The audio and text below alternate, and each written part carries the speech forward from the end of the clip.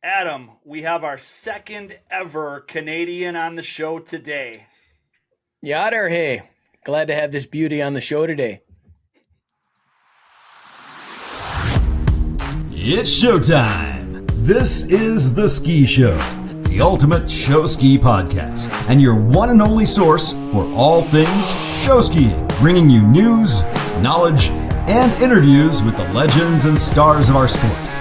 Here are your hosts, Matt Heilman and Adam Schaller.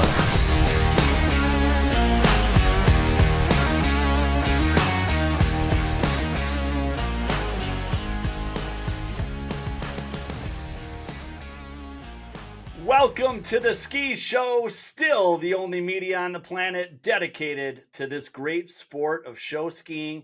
As we start our fifth season of shows, we are approaching 100 lifetime episodes. Actually, our 100th episode is going to be in early April. Today, we have our first podcast episode that is both audio and video. We have a brand new opening voiceover done by the one and only Steve Welch, who was on the show last year. And if you're watching on our YouTube channel, welcome. We have exciting things in store for this season. Thanks for hanging out with us. Today's sponsors are Flyman Skis, custom-made jump skis and Featherboard Swivel Skis at affordable prices. Get yours at flymanskis.com. And by the Board Shop, all the summer and winter sports gear you need is at bswake.com. Adam, how do you feel about this move to video? As long as I can wear a hat, we're good to go. You can wear a hat. I've got my ski show hat on. Well, I'm trying to keep my hair a surprise for the podcast awards. Yep, that's going to be one heck of a surprise. Can't wait for that. Going to be good. Well, as I mentioned, we got our 100th episode coming up, and we still haven't chosen a topic or a guest for that episode. We'd love to hear from you. If you have ideas for what our 100th episode should be, maybe we'll come up with a few good ideas, put it out to you guys for vote. Who knows? With 100th, we want to do something fun. We are only about 6 or 7 weeks away from the Ski Show Awards. Adam, tell people what they will missing out on if they don't come to the show. Well, you're going to be missing out on seeing all of your water skiing friends in March 1st. You're going to be missing out on, I don't want to say open bar, it's cash bar.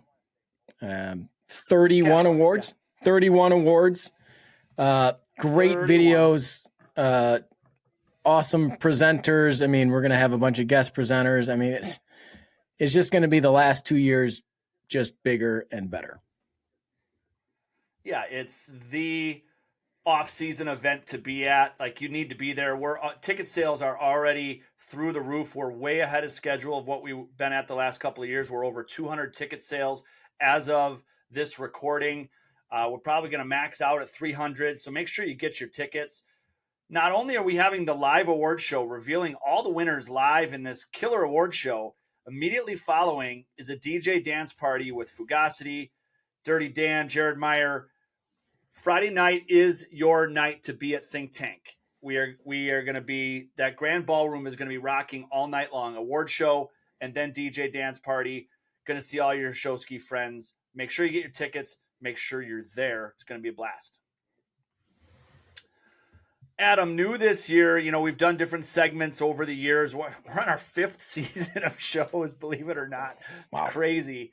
We're going to do a new segment called Show Ski Trivia.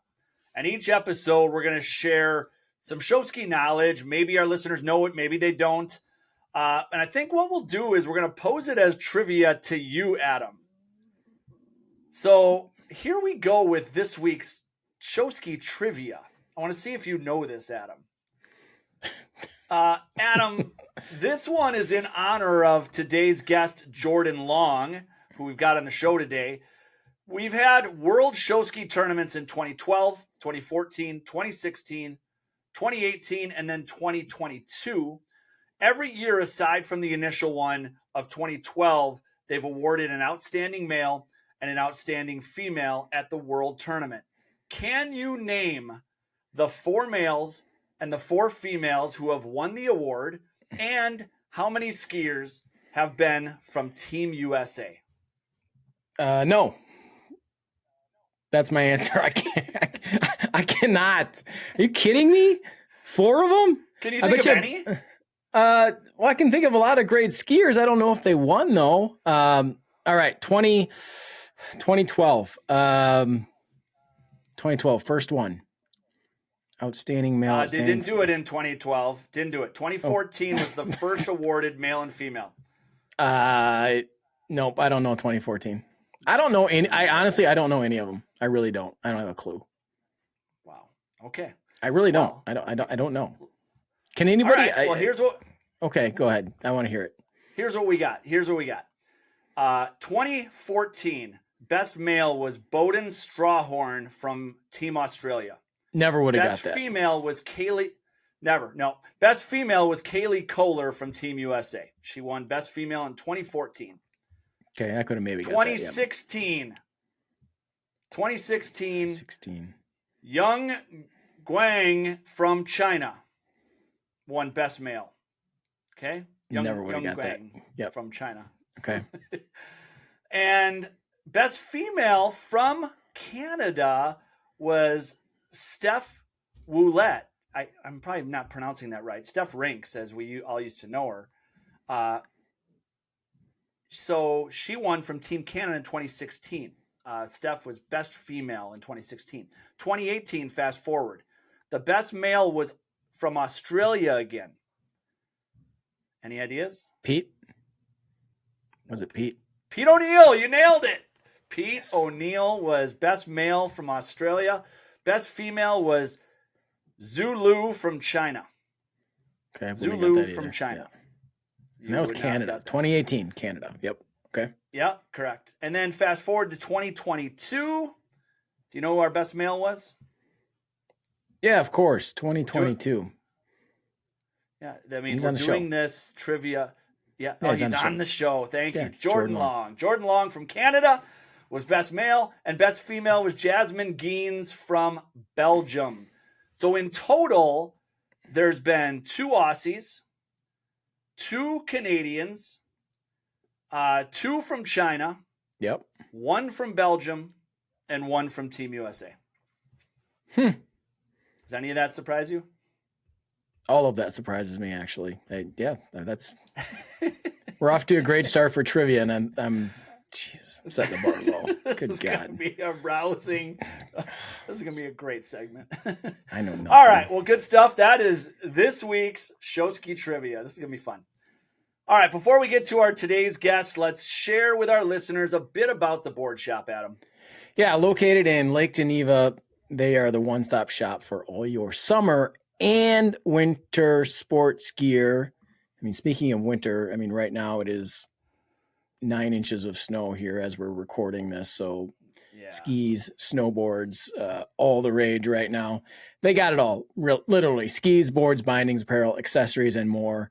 They've got everything you need to outfit your entire family for the summer and the winter seasons. That's right. They've got it all, and we love that this is a business owned by show skiers, and they're so supportive of our sport. Get all the gear you need, all the gear you would ever need at bswake.com. That's bswake.com. All right, well, time today to get to today's featured interview. We're honored to have him on the show to launch our 2024 season. He's a tremendous all-around skier. He was named, as we just talked about, the best male skier at the last World Tournament.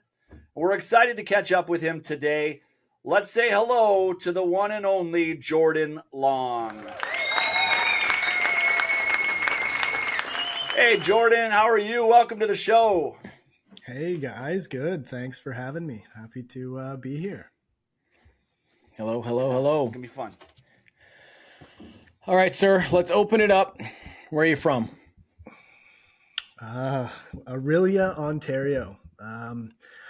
Couple hours north of Toronto, cottage town, lake town. Not a ton of people. I think somewhere around 30,000 in the surrounding area. Just a kind of a nice little lake town right at the start of cottage country as you leave the city. Is there a ski team on your lake? That's cool. How does Yeah, so that's a loaded question, kind of. There's really no ski teams in Canada. There's Okay. there's Another resorts, thing I didn't know. There's resorts with, yeah. There's starting to be now, but over the years, as I kind of grew up into it, there's no real teams. It's just there's resorts and ski schools kind of all over the province that have their own weekly shows for their guests. It's not so much of a communal sport thing for each area, but more if you worked at a ski school, you typically were doing ski shows, and some of those resorts or companies did other shows like travel shows and stuff. But there wasn't a huge pool of show skiing, that's for sure. so then did you just get started? Were you as a young kid, did your parents take you skiing? You grew up on the lake, is that kind of deal? And then did you eventually work at a resort and get into show skiing, or how did that arc work for you as you got started skiing as a kid? Sure. I guess it kind of goes way back. So I have a really supportive, great water sports loving family. Diehards. I mean, I certainly wouldn't be where I am without both grandparents, my father, just huge fans, also all water skiers. My grandfather kind of goes way back.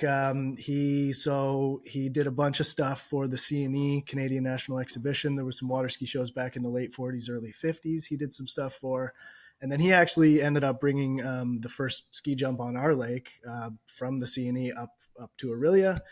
That was in the early 50s. He was just a bit of a diehard. He ended up down at Cypress Gardens in 51, I believe. He did a little stint there, not paid or anything, but I think he did some clown acts and some stuff like that. There's a story he helped Dick Pope there carry some costumes from the parking lot, stuff like that. So he brought that sort of into the family. That kind of washed down to my dad, of course. They grew up. So I think on his 17th birthday, they brought home a Stars and Stripes Mastercraft. It was the Canadian version. So the Canadian version actually has maple leaves down the side instead of stars. They were made in Peterborough, Ontario for a very short amount of time. Are there a lot of those, any of those still around? Those are cool. So ours is still in town. Unfortunately, we sold it when I was younger. I got heavily into wakeboarding. So we sold it for kind of a bigger boat, which we regret to this day. I think I'm correct with this, but the factory built boats for about 10 months and then it burnt down.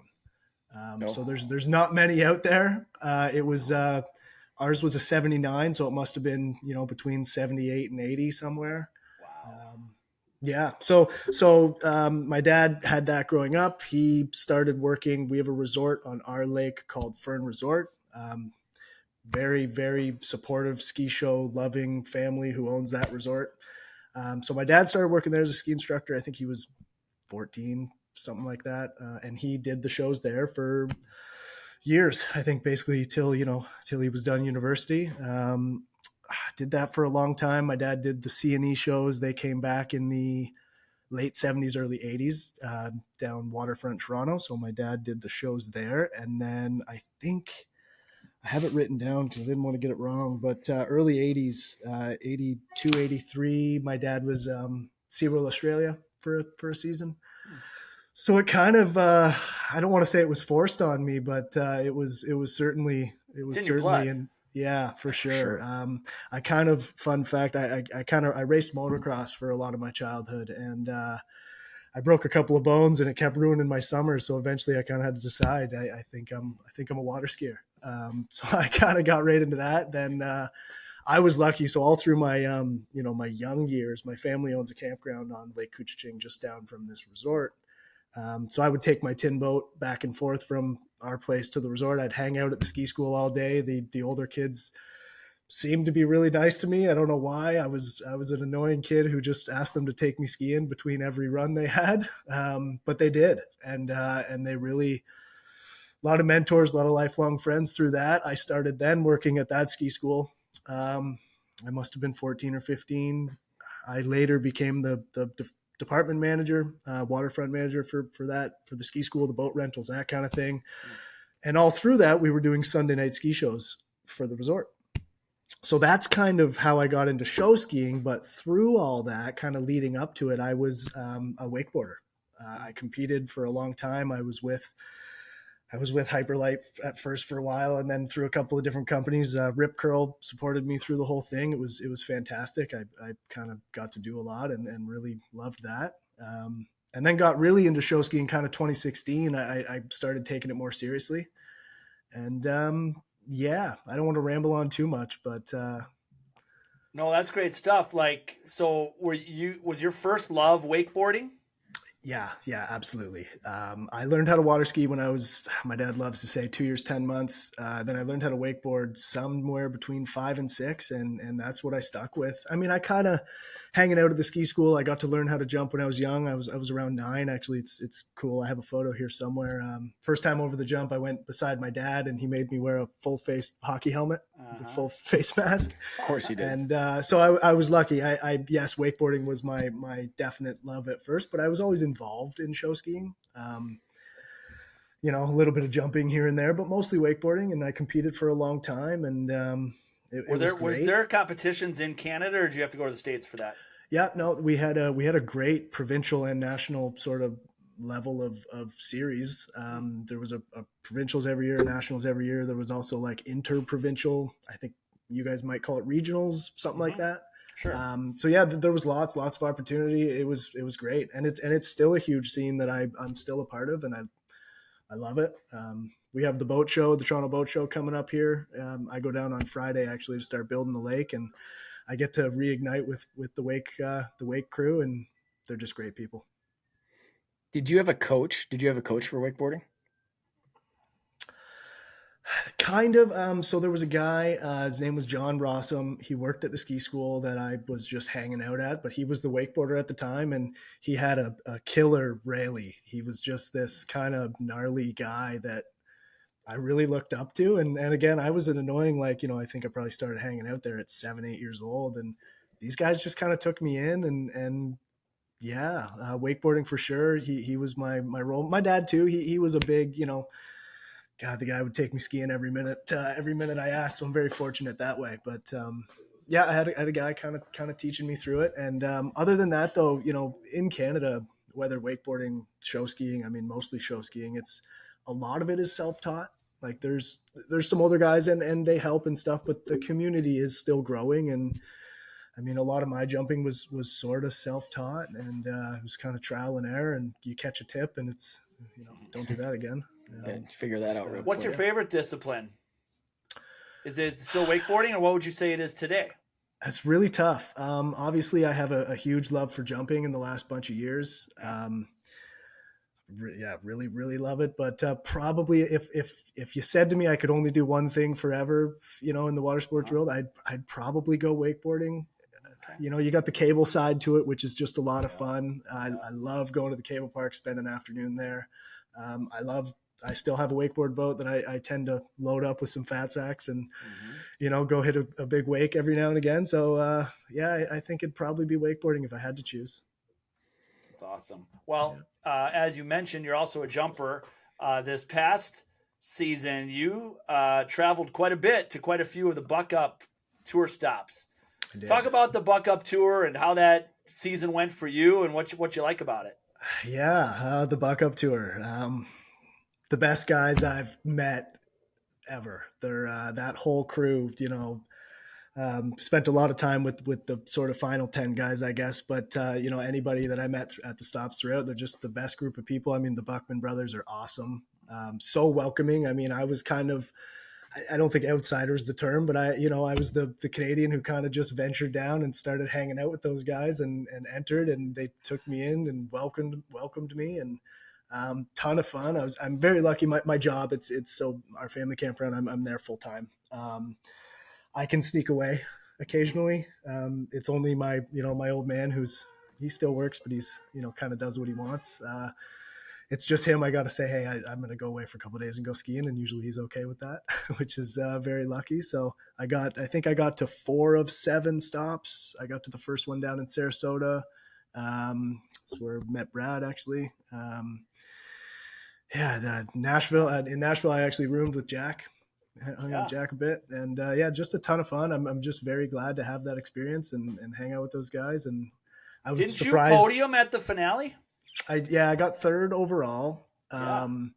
Now look at, I mean, I'm an okay jumper, but all it takes is, a Cale Duquesne or an Ethan Scholda to show up and kick me right off of that podium real quick, right? But I just consistency maybe got me there, and it's just fun. I mean, I kind of went into it with the attitude of I'm here to hang out for a weekend and do some skiing, and I don't really care how I do. It's just for the fun, and that typically goes well if you go into it with that mindset.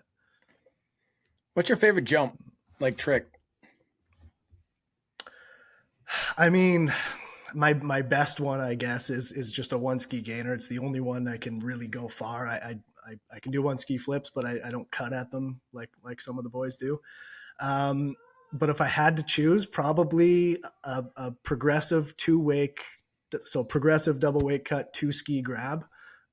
Just feels really good. You kick the skis out a little bit. You're kind of floaty. Another one, and this is kind of the only reason I got to finals in the first buck up stop, because I showed up there kind of, I didn't know the rules. I don't know any NSSA rules or, anything. I kind of just showed up with my skis ready to jump, and they go, well, you can't make finals unless you go 70 feet on something. I'm going, well, I don't know. In Canada, we've never even had a distance ball in the water. I don't know how far I'm going. So the only chance I had was to wrap a heli, and is the only thing I could really cut at because my gainers weren't going that far, and not a chance. So I just hit the 70 mark. So a big floaty heli, great fun. 70-foot heli. That's awesome. Nice. 70-foot heli. Cool way to go. Gets you in the finals, and man, you had a heck of a season. And Adam, Jordan likes wakeboarding, he likes jumping, other disciplines. We know which disciplines that Flyman Skis likes, and that's freestyle jump, and that's swivel. And just like us, these guys are set up for a huge 2024 as well. Yeah, you guys know all the pertinent details. Made by skiers for skiers, fully customizable, a top-notch product that's affordable and performs at an elite level. And you can get yours at flymanskis.com. But let's hear a bit from today's guest, Jordan, about his experience at Flyman Skis. Sure. I mean, first of all, Nick and Jack, two of the nicest people I've probably ever met in my life. They've been so good to me. But aside from that, I mean, the skis are phenomenal. Like everybody else, I grew up on Connolly's, just kind of really, hard landing, flat 2x4 of skis. The Flymans, they react well. They're light, flexible, the soft landings. I have back trouble, battling a bad back for years, and those things just land soft. I gotta have it. That's awesome. Yeah, great skis, great product, and these guys have been with us from the beginning. They're going to be sponsoring our award show. You need to get your skis at flymanskis.com. That's flymanskis.com. Jordan, let's talk a little bit about, I want the viewers, I guess I can say viewers now, viewers and listeners, up north in Canada, like, how long is your season? Like, comfortably, right? I'm sure there's diehards that'll ski with the ice, but whatever. But like, is it kind of June, July, August, like it here in Wisconsin, or is it shorter than that, or what's your take? I think it's probably pretty similar to what you deal with in Wisconsin. I mean, for the diehards, I probably consider myself one. You try to get out as early as possible and in as late as possible. The real season here kind of starts that May 2-4 weekend. Typically for most people, it'll end Labor Day weekend. For the diehards, it's closer to our Canadian Thanksgiving is the first 2 weeks of first 2 weeks of October. So that's typically your operating range. I tend to go beyond that. I mean, you got to get it when the getting's good, right? So I'm very, very lucky. Like I said, we have a campground. So I have a shop. I keep my boat in and a boat launch right on site. So I can kind of dump in and out as the weather allows. And I tend to go pretty early enough that I got to put the boat back in the shop and put a light bulb under the engine cover and keep it above zero.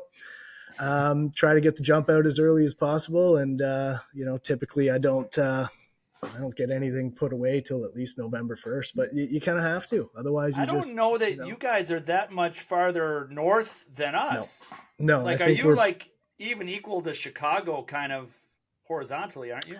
Yeah, we're pretty much directly across. So I'm about 2 hours north of Toronto. Got it. It's we're Probably similar. up there, but it's pretty equal to you guys. We're not dealing with much that's too different. No, that's cool. You mentioned the Toronto Boat Show. Let's dig into that a little bit. I've loved over the years watching videos of this and following it, following Charlie Newlands at Toronto Boat Show. Yeah. So set it up for our audience. They don't understand what this is. Yeah, it's kind of a tough one for those who haven't seen it to understand. It's for those that follow hockey, the Toronto Maple Leafs have a feeder team called the Toronto Marlies, and they have a rink at the International Center, the Exhibition Center, which is where the boat show is held. And basically, what we do is you tarp the ice and you fill that thing up with water. It's about chest high, 3-4 feet ish. Millions of gallons of water. Oh yeah, it's a big deal. And now they use it for other things. They put electric boats in, or they do some paddleboard stuff. I mean, they do all kinds of stuff with the lake through the boat show. But during all that, a bunch of us, water ski hooligans get to go in there and have a heyday. So it gets filled up with water. They put in there's a 2-way kicker that's on feet that gets put in, as well as a slide rail with a kind of a transition jump onto it. So there's you've got a 2-tower cable across the lake. Correct. Yep. So it's a system 2.0. It pulls you back and forth, and it's a great time. I have some of my most favorite photos I've ever gotten wakeboarding is in the air with the jumbotron in the background, or there's a big Toronto Marlies hockey thing on the wall. It's a really neat experience. So they do a wakeboard contest the first weekend of the show. We do ski shows throughout it, as well as a wakeboard show. There's a bit of both. And they're really great to us. They take care of us. They give us accommodation, and we get to hang out and play on the water in January. It's the best way to break up the winter. That's for sure. Is the water heated? No, the ice is still under there. It's basically the ice gets covered with some styrofoam pads, and then it's constantly keeping that water cold. Wow.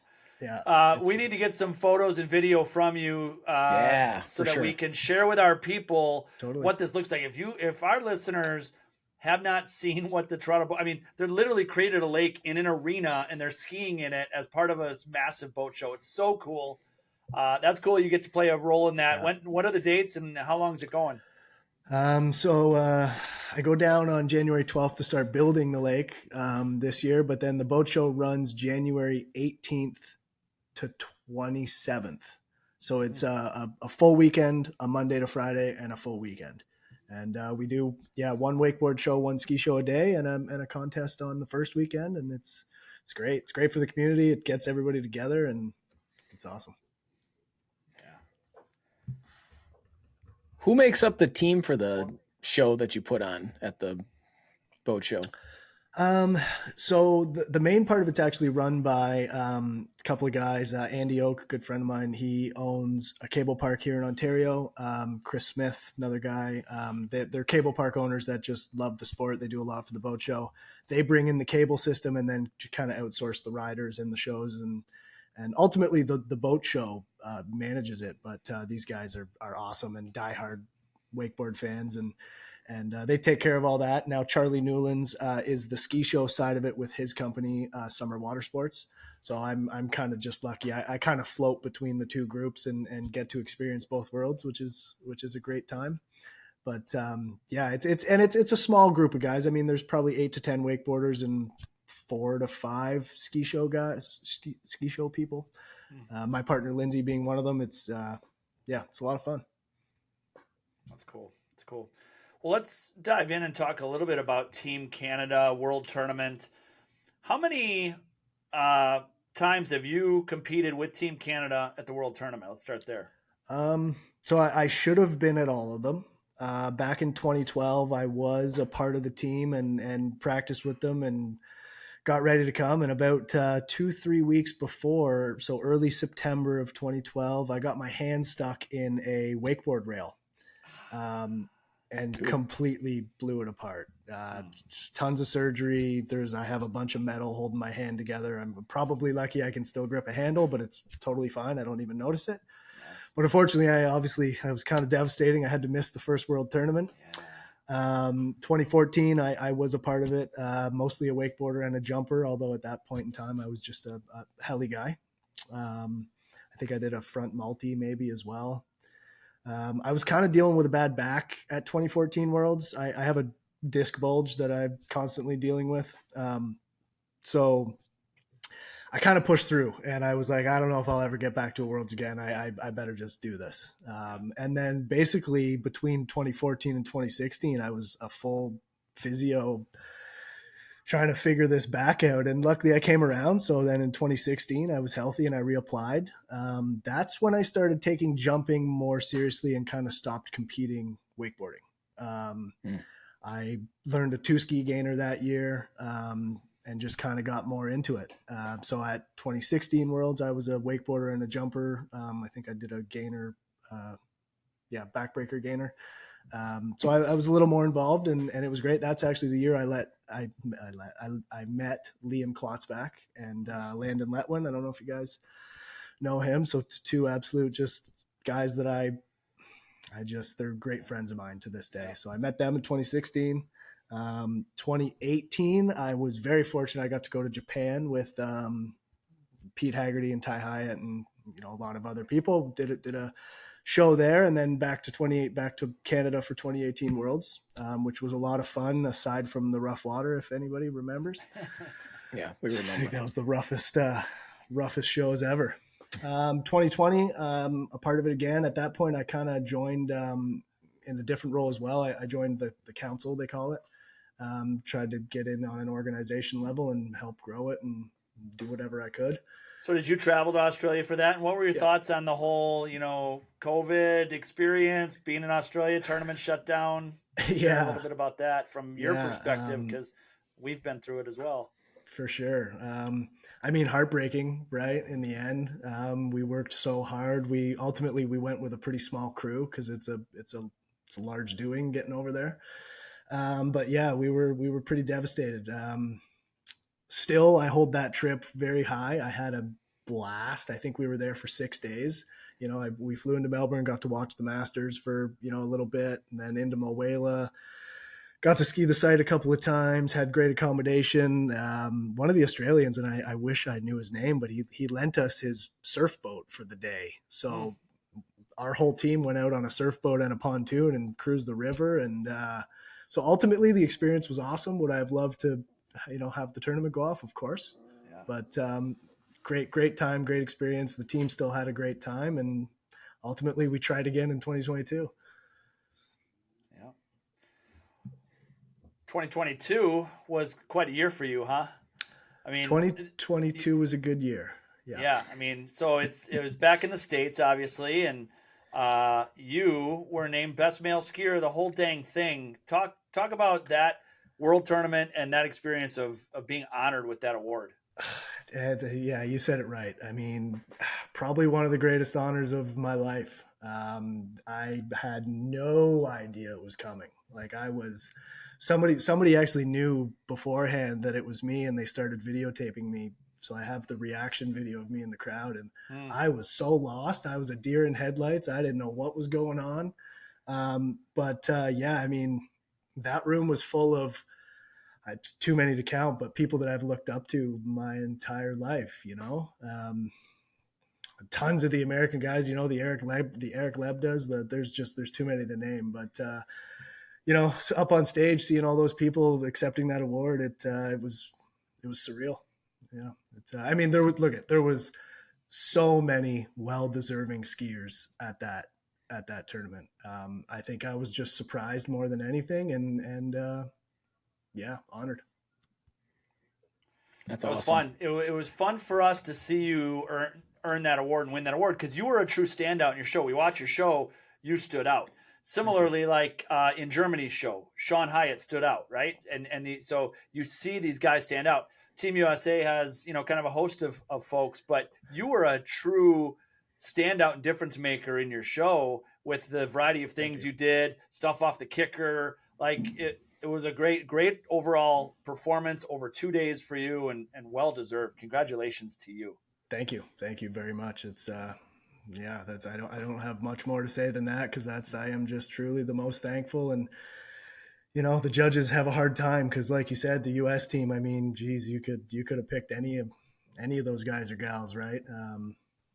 It's just such an honor, and it's you can't see it, but it's on the wall back here. It's awesome. It's my most cherished award, absolutely, and that being on the 100th year of water skiing. My dad was there in the room with me. Both my grandparents, who just passed this past winter, they both were watching it on the live stream, both shows.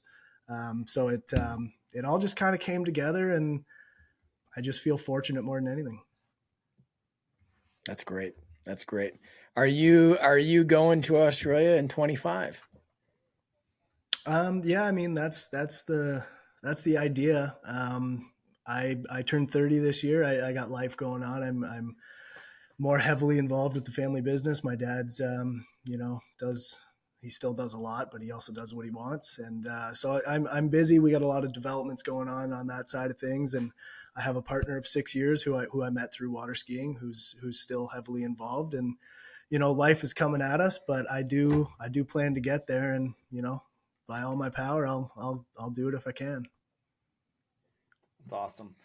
Want to touch on a couple last things here today, Jordan. Gangsters of Flight. And maybe a lot of our listeners don't know what this is, but including me, I don't know what this is. Adam has no clue. So Adam's not on Instagram. He's not on TikTok. He's barely on email. Mm-hmm. But Gangsters of Flight is something that you and a couple of guys have started, and it's super cool. It's fun. It's about jumping and skiing. And why don't you talk to us a little bit about Gangsters of Flight and why people should follow it? Yeah. I actually wish the other guys were here with me to kind of talk about that, because it really is a crew thing. It started, I don't want to say a joke. I don't think that's the right word, but it started as a fun, just Instagram page that nobody knew about. I mean, I think we started it in August. Really, a lot of inspiration comes from, there's a wakeboard group called La Familia. I mean, there's many of them out there, but we kind of just think these groups that form in these different disciplines kind of push, the next generation of skiers or whatever the sport may be, and gets people interested. And, show skiing didn't have that. I mean, let alone jumping. Show skiing didn't have that. So we didn't really know where we were going with it. We just kind of started it. We didn't really like the name at first, but it grew on us, and now we are GOF. GOF, Gangsters of Flight, GOF, GOF. Yeah, people know just, it as. Just what it is. But there's four of us really that mainly contribute. One of our guys is a full-time videographer. It's his full-time job. All of us have real jobs, but we all kind of have something that we bring to the table. And really the idea, we just love the sport. We want to grow it from the grassroots level up. And then we were down at Naughty Girl, and that's when stuff kind of took off. I mean, we got to 400 followers here now the other day, but that's when it kind of started. We showed up and just thought, well, let's do this Naughty Girl competition. Then we rented a house and just kind of hung out and skied for the week. And, the interviews with the skiers kind of just came out of nowhere. One of our guys, Paul Knight, is an absolute animal. Hilarious interviews. Like the content is so great. He's hilarious. He's just so good at it. It's great. And he's also, shout out to him. Actually, he just got a contract at SeaWorld Australia. He's an up and coming skier. The guy is. He should be hosting this podcast, because he'd be way better than Adam and I, without a doubt, man. He's awesome. He's great. So that kind of happened. We're gonna have some merch, maybe just to kind of throw around and send to some skiers. And it's just a collective of guys who love jumping or anything that ends up in the air, really. Yeah. Just having fun with it and trying to bring a new, breathe new life to jumping and show skiing in general. And Yeah. Well, it's a fun follow. Our listeners, if you're not following Gangsters of Flight on Instagram, make sure you do that. Let's get them from 400 followers to 4,000. Yeah. It's just fun, and it's cool stuff, and they're sharing great stuff, good content. So follow the Gangsters of Flight. Yeah. Jordan, what's next? What's Adam asked about 25. Mm-hmm. What is next in your skiing career? What does it look like from here forward? I mean, I might have said this already. I just turned 30. I'm still going to push it. I'm still going for it. I'm going back to Florida, in February just to do some skiing, get out of the cold and, keep it up. I love coaching. I love teaching on that side of things. So my partner, Lindsay, also a council member for Show Ski Canada, she started our development team, which is now our feeder system for the competitive team, which Canada has never had. She started that 2 seasons ago. It has grown to like a 40, 50 person team that's going to feed. So I want to get more involved on that side of things. So me and another skier, Austin Artichuk, had our first jump nationals this past summer in September. So that was Canada's first water ski jump competition. Got it sanctioned as nationals just for fun. We ended up having 13 competitors over 2 categories. It was awesome. So really what's next? I want to grow the sport as much as I can and stay involved and just have fun with it. I think it's something that you can do forever if you go at it strategically. Love that. And Austin Artichuk is a great Canadian name. He sounds like a hockey player. Yeah, great Canadian fella too. He fits the bill. That's awesome. Well, cool. Kudos to you.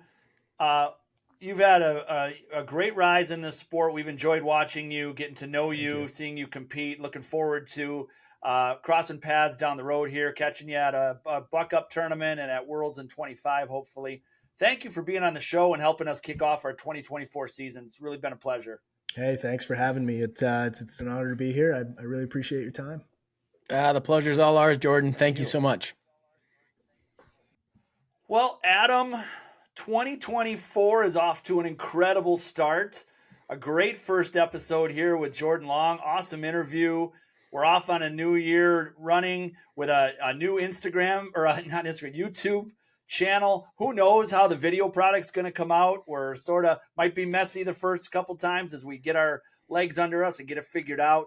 You can still listen to us in all the popular places, Spotify, Apple, you name it. But if you want to watch us on our YouTube channel, you can do that as well. And hopefully you enjoy.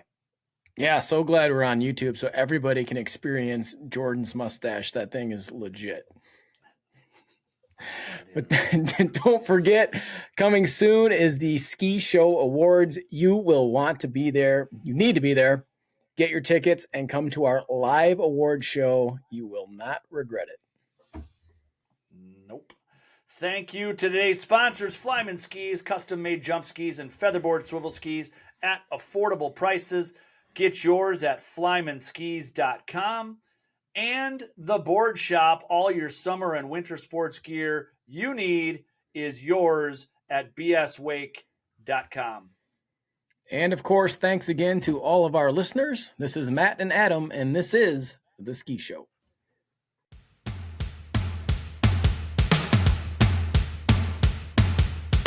Thank you for listening to The Ski Show, the ultimate show ski podcast with Matt and Adam. If you have questions or ideas for the show, find us on social media or message us at theskishowpodcast@gmail.com.